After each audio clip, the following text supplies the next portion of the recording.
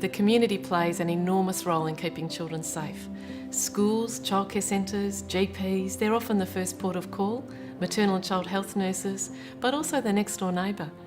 Police are central to good practice, and whatever family and friends can do to support children and to support women in these circumstances, and sometimes it's picking up the child to go to the basketball practice. It's keeping the routine, keeping the normal things that help kids to feel like they're grounded. Sometimes those practical things are what women need most.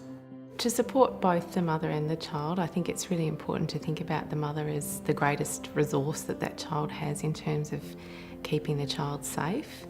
And to be able to do that, we need mum and child to be able to communicate with each other. So being able to think of ways where you might be able to have a talk to the child in the company of the mum, but also providing mum opportunities where she can say not only how it is for her, but how it is parenting and how it is for each of her children, who may all be having their own different experiences. What she needs is your validation, your affirmation that she's a good person, she is smart, she's going to get through this, there is a way out, and that she's not on her own.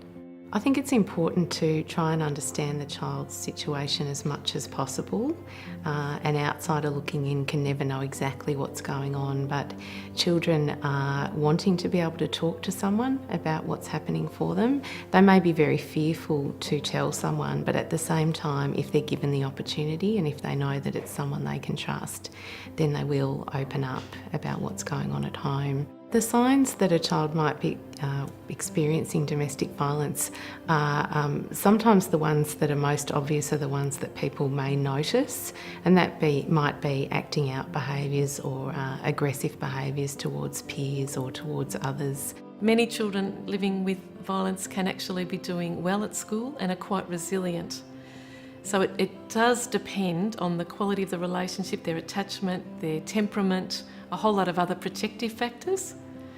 But on balance, we know that children are impacted negatively. Sometimes children are very angry towards their mother, even though their mother isn't the cause of the violence, but they react to her because she's not behaving in a way that her partner wants her to behave, and the children will feel, particularly if he's saying to the children that she's not doing her job or not doing things the way he wants them to, the children feel that resentful that she should just fall into line and then their lives would be easier.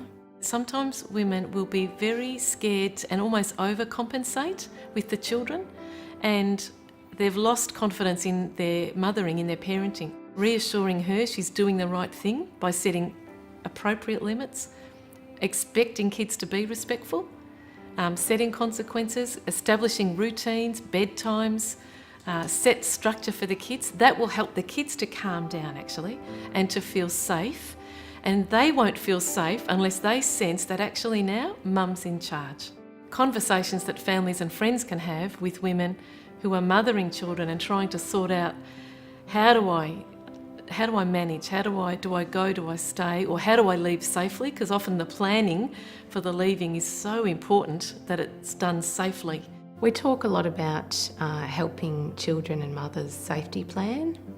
So what that means is that in the event that they're feeling unsafe, they've thought through some of the things they might be able to do to either protect themselves or seek protection from others.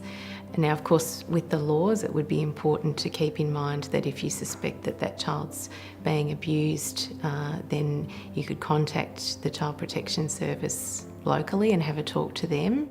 Child protection can play a varied role, really, depending on the circumstances.